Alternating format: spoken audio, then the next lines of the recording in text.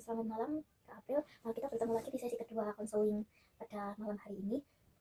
Sebelumnya eh, kita mau saya ingin bertanya, kan pertemuan sebelumnya di sesi pertama saya sudah memberikan saran pada kakaknya, apakah sudah dilakukan? Saya sudah melakukan saran tersebut, tapi masih belum bisa bertanya dengan diri sendiri. Masih bingung gitu, dan masih kepikiran. Kalau boleh tahu masih kepikiran apa kakaknya?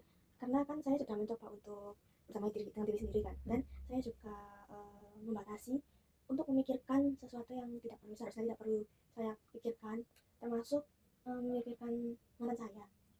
Tapi waktu saya uh, uh, me- ingin waktu saya ingin menenangkan diri dan mencari ketenangan dan refleksi, itu saya bertemu kebetulan, entah kebetulan atau gimana, itu saya papasan dengan mantan saya ini, dan dia ini ini sama orang lain gitu, sama cewek lain. Dan di situ tuh saya kayak ngerasa sakit hati sama kecewa aja gitu loh. Masih belum ikhlas ya? Iya.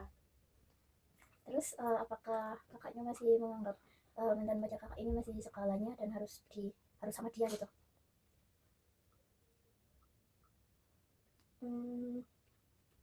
Iya sih.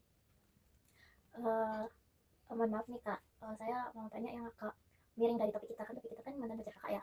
Kalau boleh tahu hubungan kakak dengan keluarga gimana di rumah sekarang akhir-akhir ini? Hubungan aku dengan keluarga itu masih masih berantakan sih, dan masih banyak masalah-masalah yang belum terselesaikan. Dan tiap ada masalah itu kayak aku itu selalu ingat mantan aku gitu loh. Kayak dulu waktu waktu ada masalah ini dia nenangin aku di sini. Jadi masih butuh uh, tempat ternyaman gitu untuk mengistirahatkan pikiran kakaknya gitu. Dan kakaknya juga berpikir tempat ternyaman itu adalah cuma mantan kakak gitu. Iya. Untuk pertemanan kakak akhir-akhir ini, apakah kakak sering berteman, maksudnya sering kumpul bareng teman-teman, mungkin ngobrol-ngobrol mungkin atau cerita-cerita gitu?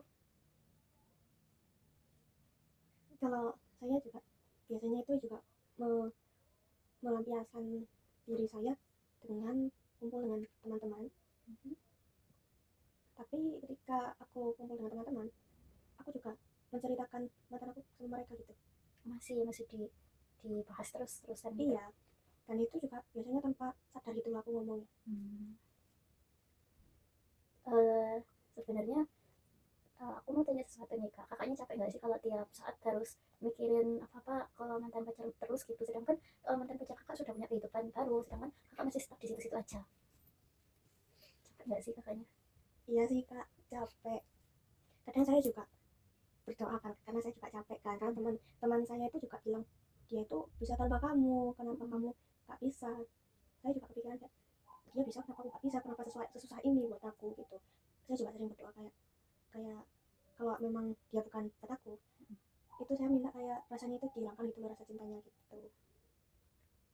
Pernah juga nggak kakak kepikiran kalau sebenarnya kakak itu cuma butuh seseorang yang mau mendengarkan kakak, atau enggak kayak tempat curhat yang paling aman tanpa dijudge di orang lain? Sebetulnya itu kan bukan hanya dari mantan pacar kakak aja ya kan bisa jadi dari orang-orang baru gitu. Kenapa kakak tidak coba terbuka pada orang-orang yang di sekitar kakak yang menurut kakak itu aman gitu? Apa pernah coba terbuka atau gimana? Pernah, cuma kalau misalkan ke orang baru itu kayak aku takut gitu loh ngomong cerita, kecuali kalau sama teman-teman terdekat itu aku masih ngerasa nyaman dan masih bisa cerita gitu loh. Tapi kalau aku sendiri tuh kayak teman-teman tuh kayak aku cinta sama dia gitu loh, jadi kayak susah juga buat lupain dianya gitu. Tadi kakaknya bilang kakaknya takut untuk cerita masalah ke orang-orang dekat kakak. Kalau boleh saya tahu nih, ketakutan apa yang membuat kakak itu kayak menutup diri dari orang-orang sekitar? Kalau ke teman dekat itu masih cerita gitu loh. Tapi kalau ke teman kayak biasa gitu ya, teman biasa bukan yang kayak teman dekat banget gitu, itu takut kayak pandangan mereka ke aku tuh gimana gitu loh. Jadi jadi maunya, jadi kakak masih belum puas dengan teman-teman dekat kakak yang udah pernah diceritain gitu, atau masih kurang orang lain untuk memahami kakak atau gimana? Soalnya kan tadi kakak bilang kalau kakak pernah, udah cerita ke teman-teman dekat kakak ya, tapi kalau ke teman yang nggak deket banget kayak takut cerita itu, takut dicat gitu kan. Terus kakaknya tapi masih butuh mantan pacar ini. Emang emang apa ya namanya, kayak emang nggak mau move on aja, apa emang kakaknya udah mau move on cuma sering ke distract aja gitu. Maksudnya kan kata kakaknya juga mau punya keinginan untuk move on, soalnya si mantan pacar kakak kan udah ada cewek baru nih, kenapa kakak nggak coba kayak coba sama orang baru juga gitu loh, kalau emang itu pendamping gitu. Coba di apa ya, percaya dirinya itu ditingkatkan lagi, kayak aku pantas dicintai loh ngono. Ya sih biasanya juga kepikiran gitu, cuma kayak akunya aja yang kayak susah gitu loh buat menerima orang baru, dan mungkin susah untuk melupakan kenangannya juga. Karena first experience atau gimana ini? Iya, karena dia tuh kayak paling lama dan mau gitu loh kayak menemani aku dan mau tahu tentang masalah-masalah aku, kayak yang langsung pergi gitu. Gini deh, menurut kakak nih ya, laki-laki di dunia ini ada berapa banyak sih? Banyak sih. Banyak banget kan. Iya. Nah, kan kakak belum pernah kemana-mana nih, apalagi pergi ke luar negeri gitu. Iya. Kakak belum tahu laki-laki yang mana yang bisa kakak pilih baik selain mantan pacar kakak sendiri gitu. Menurut aku ya kayak coba kakak eksplor dunia atau eksplor hal-hal lain gitu, siapa tahu di situ ketemu kebahagiaan kakak yang sebenarnya. Jadi nggak harus ngeklaim dia itu paling baik kan, bisa jadi yang terbaik menurut kakak ternyata bukan yang terbaik menurut Tuhan buat kakak gitu. Jadi menurut aku sih ya, saranku saranku saran dari aku sih, kakaknya coba memulai hubungan baru itu nggak apa-apa, karena kakaknya juga pantas untuk dicintai gitu, pantas untuk merasa bahagia. Nggak harus kakak stuck di masa itu aja, maksudnya di stuck kayak nungguin dia kembali, dia pasti kayak bakal milih kakak, itu malah bikin harapan besar kepada hal yang bukan kontrolnya kakak. Nah di sini kakaknya juga ceritakan dari yang sesi pertama itu, kalau aku simpulin sih kakaknya ini masih belum menemukan jati diri kakak, jadi kayak masih bingung kebahagiaanku itu sebenarnya gimana sih gitu, terus ngeklaim kalau bahagianya kakak itu kalau bersama mantan pacar kakak gitu. Bisa jadi kebahagiaan kakak di hal lain, bukan harus di mantan kakak aja gitu. Terus dari cerita kakak juga kan, kakak juga cerita tentang latar belakang keluarga ya, latar belakang keluarga yang uh, belum bisa memberikan belum bisa mengisi tangki cinta kakak yang sepenuhnya, yang seutuhnya gitu. Jadi kakak akan haus terus dicintai gitu, terus kakak merasa tangki itu penuh ketika ada orang lain yang masuk ke kehidupan kakak, dan orang itu seolah-olah nggak nggak bakal ninggalin kakak, padahal itu bukan kontrol kakak.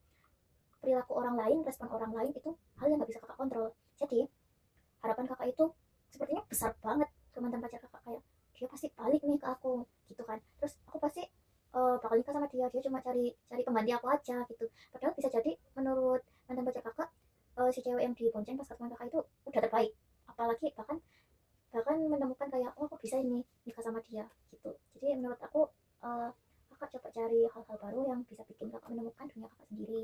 Terus kakak belajar menerima diri sendiri, karena kakak itu sering kayak gara-gara tiba-tiba ditinggal jadi merasa tidak pantas untuk dicintai gitu. Itu sebenarnya kayak malah bikin kakak apa ya, bikin kakak minder, jadi nggak akan ada hubungan yang baik ketika kakak belum melepaskan yang terburuk.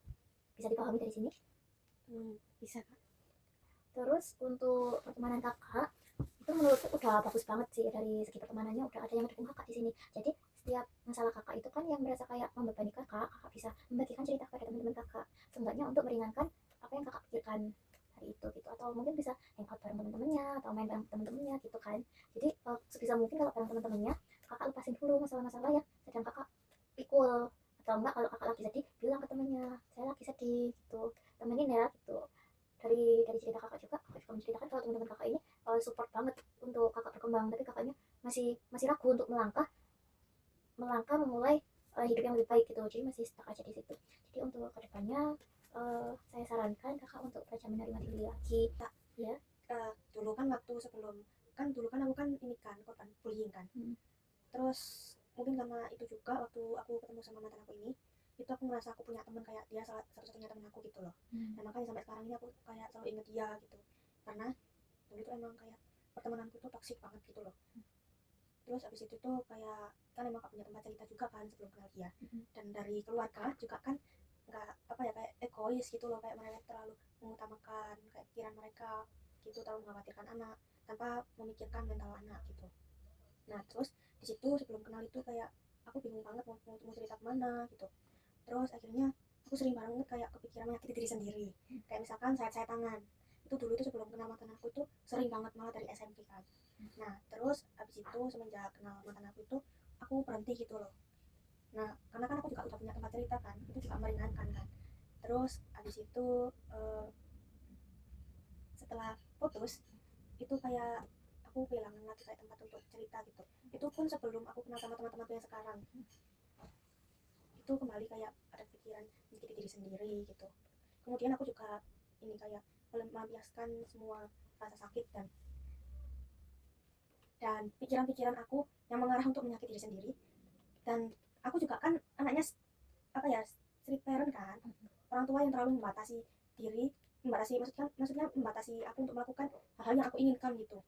Akhirnya aku juga sempat mengikuti suatu organisasi yang dimana di situ tuh aku kayak bisa bisa explore gitu loh. Jadi itu menurutku itu meringankan banget gitu loh, meringankan pikiran-pikiran aku yang aneh-aneh gitu. Karena di situ aku juga disibukkan perkuliahan dan organisasi ini gitu loh, kayak aku bisa healing gitu sambil belajar gitu. Di situ aku kan juga sama teman-temanku kan.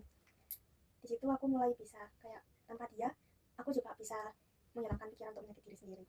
Tapi balik lagi ke masa keluarga yang akhir-akhir ini gitu loh. Kan sebelumnya aku juga tadi kan cerita yang sempat balikan itu loh. Sebenarnya aku terbiasa nggak tanpa dia ini karena aku dulu pernah fokus pada suatu kegiatan dan apa ya, dan banyak menghabiskan waktu sama teman-teman dan udah terima terima apa kenyataan kalau aku emang nggak bisa sama dia gitu loh. Tapi setelah balikan sama dia terus putus ini, itu aku kembali kayak apa ya, kayak tersakiti dan mungkin sulit melupakan dia juga. Dan itu kan bareng-barengan dengan ini masalah keluarga saya kan. Seperti itu. Jadi kakaknya kayak merasa kalau aku sedih ini kayaknya yang cuma nerima aku pas lagi rapuh ini cuma dia gitu. Iya.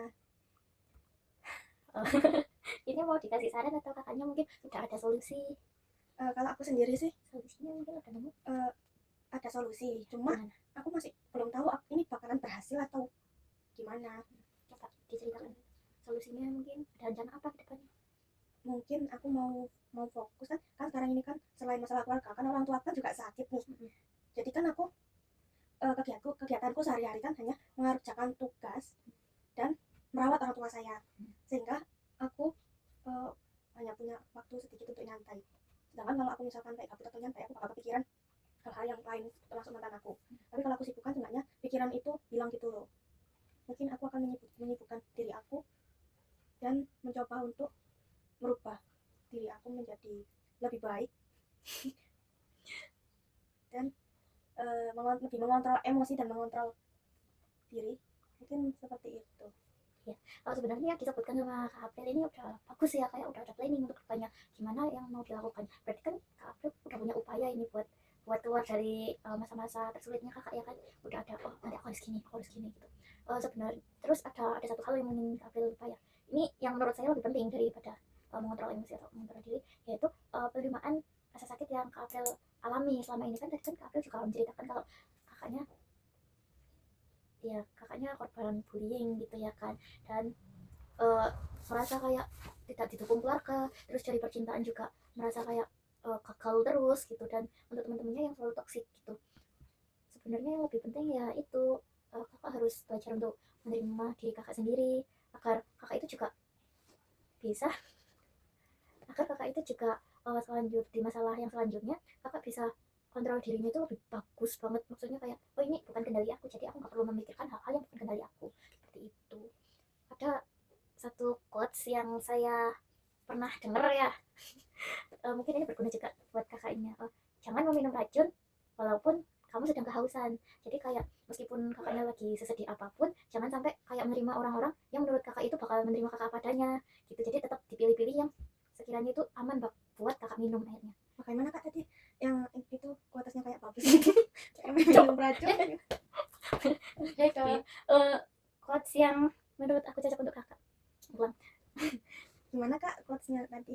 Quotes yang menurut aku cocok untuk kakak yaitu jangan meminum racun walaupun kakaknya, ulang anjing ulang berhenti gue sampai 35 langsung tak ya macet tidak sebenarnya. Yang gimana kak yang tadi quotesnya? Untuk quotesnya yang menurut saya bakal kakak ingat, yaitu yang harus kakak ingat sih ya, bukan yang bakal kakak ingat, yaitu jangan meminum racun walaupun kamu sedang kehausan. Jadi tetap kakaknya harus pilih-pilih air yang akan menyelamatkan kakak dan akan membuat kakak merasa aman hingga beberapa hari ke depan daripada harus mati di tempat karena tahu bakal meminum racun itu. Jadi uh, kakak merasa kayak mungkin kakak merasa terpuruk atau kakak merasa lagi sendirian rapuh gitu. Terus kakaknya menerima orang-orang yang menurut kakak itu tidak akan meninggalkan kakak padahal itu bukan kontrol kakak gitu. Jadi untuk selanjutnya saran saya lebih dipilih lagi untuk orang-orang yang akan masuk ke hidup kakak. Jadi nggak asal kayak aku nggak punya teman terus ada yang masuk ke kehidupan saya, oh aku punya teman sekarang, bisa jadi itu punya niat buruk gitu loh. Kita nggak tahu pemikiran manusia gimana buat diri kita. Mungkin mungkin orang itu bakal bakal baik ke orang lain tapi nggak tahu kalau ke kita akan tetap baik atau akan menjadi jahat gitu. Oh iya kak, Iya kenapa. kalau dari teman-teman lihat dari hubunganku kan terus nyambung nih. Iya. Teman-teman juga kayak yang bilang kayak mungkin itu ada sesuatu yang belum diselesaikan gitu. Kayak contohnya kan kemarin terakhir kali aku putus, itu kan dia yang langsung ngeblokir gitu loh, nggak ada kata putus. Itu sama kayak sebelum-sebelumnya.